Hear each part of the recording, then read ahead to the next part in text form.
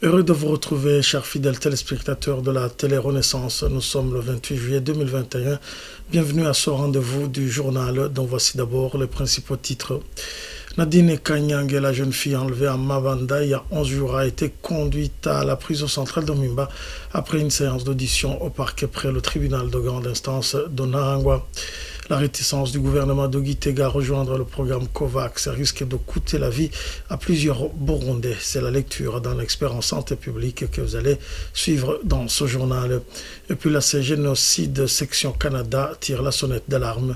Le pouvoir du parti CNDD-FDD continue de persécuter les rescapés de la crise de 1993 vivant dans les sites des déplacés de l'intérieur du pays. Voilà pour les titres. Page justice pour démarrer ce journal après 11 jours d'enlèvement de la jeune fille Nadine Kanyang de la commune de Mabanda dans Sensé Nouvelle. Elle a comparu ce mardi 27 juillet 2021 au parquet près le tribunal de grande instance de Nahangwa. Après une longue séance d'audition, elle a été conduite à la prison centrale de Mimba. Parmi les chefs d'accusation, il est soupçonné de collaborer avec les groupes rebelles. Le point avec Parfait Mounianeza. Ceux qui ont vu Nadine Kanyang lors de sa comparution au parquet de Nahangwa affirment qu'elle était faible. Elle aurait rejeté toutes les allégations à son égard.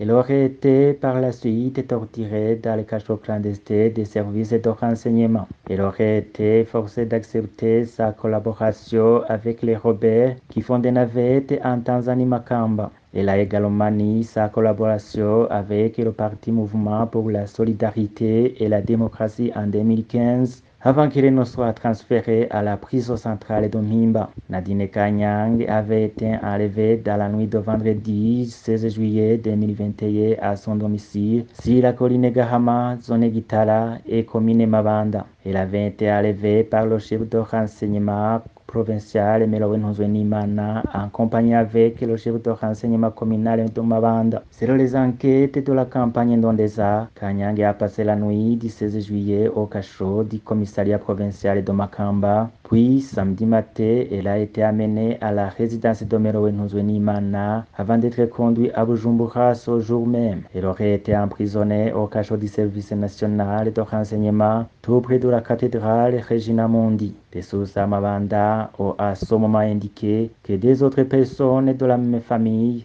avaient été enlevées, dont un homme qui est jusqu'aujourd'hui porté disparu. Sereini Mama, le tante, a été libérée après quelques jours. Les défenseurs des droits humains s'insurgent contre la recrudescence des disparitions forcées devenues monnaie courante. Ils interpellent le chef de l'État de s'impliquer pour redresser la situation sécuritaire qui se dégrade ces jours-ci. Merci, Parfait Mounianeza. L'attitude des autorités burundaises fait que le Burundi reste derrière dans la lutte contre la pandémie de Covid-19. L'analyse de Komko Nakuze, expert en santé publique, il indique que cette réticence de Gitega à rejoindre le programme COVAX de l'Organisation mondiale de la santé risque d'emporter plusieurs vies humaines. Suivez. L'effort de lutte contre la pandémie de la COVID-19 sera un effort qui est rendu inutile par un seul pays, qui est le Burundi. Alors là, ça veut dire le foyer infectieux restera au Burundi, alors que d'autres pays sont en train d'endiguer cette pandémie. Cela veut dire aussi qu'il y aura plusieurs d'autres conséquences, entre autres un isolement, mais aussi et surtout ce qu'on déplorait, c'est des morts inutiles, des cas de mortalité inutiles, alors que ces gens pouvaient être vaccinés et résister bien à cette pandémie. Alors là, si le pays n'accepte pas le vaccin, c'est-à-dire que ce pays conduit directement à une partie de la population à ne pas résister à cette pandémie et à être susceptible de succomber et de mourir à la suite de cette pandémie. Et une autre chose, c'est que ça peut être aussi des conséquences économiques, surtout quand le pays reste réticent, ne suit pas les directives de riposte comme c'est tracé par l'OMS, et cela pourrait bloquer les gens. Vous voyez, par exemple, en Europe, ils viennent d'instaurer un pass sanitaire, et si le Burundi n'a pas suivi les mesures, peut être bloqué pour sortir du pays, et ça entraverait beaucoup plus. Et puis, en plus, les échanges économiques pourraient être mis en péril ou mis à mal, et aussi la collaboration avec d'autres pays pourrait être, au niveau politique, pourrait être mise en jeu suite à manque de solidarité internationale du Burundi dans la lutte contre cette pandémie de la COVID-19. Les Nations Unies devraient se ressaisir et venir en aide aux déplacés de l'intérieur du pays persécutés par le pouvoir de Gitega qui est en train de tout faire pour les forcer à retourner sur leur colline d'origine. Là, ce génocide de Section Canada tire la sonnette d'alarme. C'était ce 25 juillet lors de la 25e commémoration du massacre de 648 personnes de l'ethnie Tutsi des sites de déplacés de Bugendana. Emmanuel Nkurunziza, secrétaire de cette association, rappelle que ces déplacés de l'intérieur du pays sont sous la protection internationale. Cette 25e commémoration intervient au moment où la persécution contre ces rescapés vivant sur les sites de déplacés intérieurs se poursuit. Et elle est multiforme, mais bien évidemment, les effets sont les mêmes. C'est la pression psychologique, matériel financier même sur ces rescapés. Il y a quelques mois, nous avions lancé un cri d'alarme lorsque les rescapés de la province Kayanza faisait l'objet de pression, de persécution de la part d'Ancré, et qui lui-même faisait suite à une déclaration faite par l'évêque du diocèse d'Angozi qui avait déclaré contre toute attente que ces rescapés n'avaient rien à craindre. Donc, cette 25e commémoration intervient après quelques mois seulement de cette pression venant de personnalités donc, qui ne sont pas supposées faire de telles choses. Et voilà que juste quelques jours avant, nous venons d'observer en province Kayanza toujours, pour les rescapés vivant sur le site de Gisara, eh bien, la CNTB, la Commission nationale des terres et très bien, qui en réalité est là pour régler le compte aux victimes désignées de ce pouvoir, donc les rescapés aussi de ces sites. Et ils leur ont donné juste 3 mois pour qu'ils quittent ce camp qu'ils occupent depuis, voyez-vous, près de 30 ans, et sans indiquer l'autre endroit ou un autre état où ils devraient se rendre. Cela, justement, ne sied pas à une commission qui est supposée œuvrer pour le bien de tout le monde. Donc, vous comprenez donc que plutôt que baisser, plutôt que disparaître, cette persécution, cette pression indue sur nos rescapés, sur ces rescapés victimes de leur ethnie, eh bien, se poursuit. Chose révoltante, certes, mais compréhensible, puisque ce sont les mêmes auteurs de leur déplacement, les mêmes bourreaux des parents et de ces rescapés qui sont actuellement au pouvoir. Et c'est pour cette raison donc que, comme nous le disions tantôt, nous nous tournons non pas vers ce pouvoir, mais vers les instances internationales, parce qu'une telle pression, je veux dire, la traduction en justice ne peut venir que de l'extérieur, parce que les mêmes auteurs des crimes qu'ils ont commis ne peuvent pas se juger eux-mêmes. Sur plus de 4000 fosses communes déjà identifiées, la ville de Bujumbura ne compte que des fosses communes renseignées. C'est ce qu'a indiqué le président de la commission Vérité et Réconciliation sévère ce mardi lors du lancement des travaux d'exhumation des restes humains de la crise de 1972 en mairie de Bujumbura.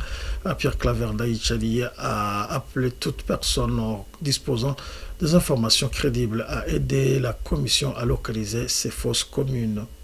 Au niveau national, nous avons, madame, plus de 4000 fosses communes au niveau national. Plus de 4000 fosses communes au niveau national. En mairie de Bujumbura, nous avons des fosses communes renseignées, même dans ce périmètre dit de Buterere, nous avons des fosses communes renseignées. Lorsque nous travaillons, nous quittons le concept de fosses communes renseignées. nous évoluons vers les fosses communes vérifiées et confirmées.